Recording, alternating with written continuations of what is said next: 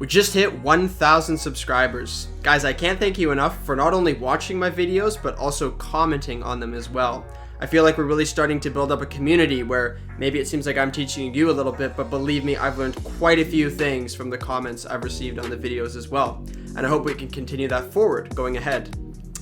I thought that now would be the time to make a little video talking about myself a little bit, what I do, what's my background, and where I'm sort of plan to go in the future. So I got my bachelor's degree at UVic, University of Victoria in Canada in physics. I then went to do my master's degree at UVic as well in physics. I'm a particle physicist. My supervisor's name is Dr. Michel Lefebvre.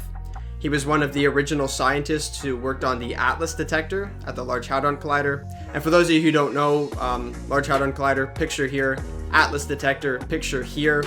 And I'll put links in the description as well if you're unfamiliar with those experiments. But the Large Hadron Collider is that big pipe underneath Geneva where they smash protons into each other at nearly the speed of light.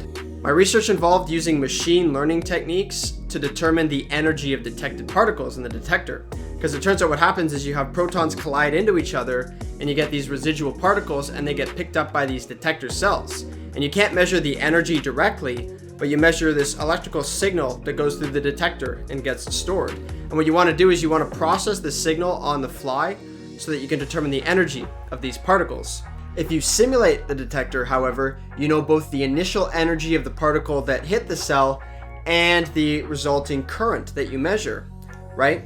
And so you can train a machine learning model to take in the current and predict the energy and compare it to the true simulated energy, something obviously you can't do in reality, but you can do in simulation.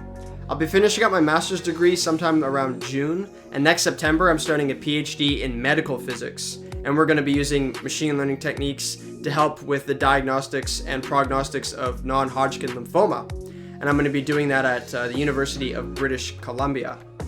And so I don't have anything really to say about that yet. I haven't started, but I'll keep you updated throughout that journey.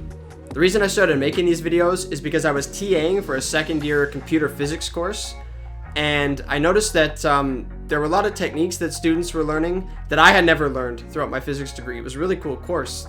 And I thought, well, why don't I start making videos and show how to solve these sort of complicated problems on YouTube, but then also bring a sort of entertainment to it as well, so it's not just dull tutorial being thrown at you. It's a little bit interesting as well.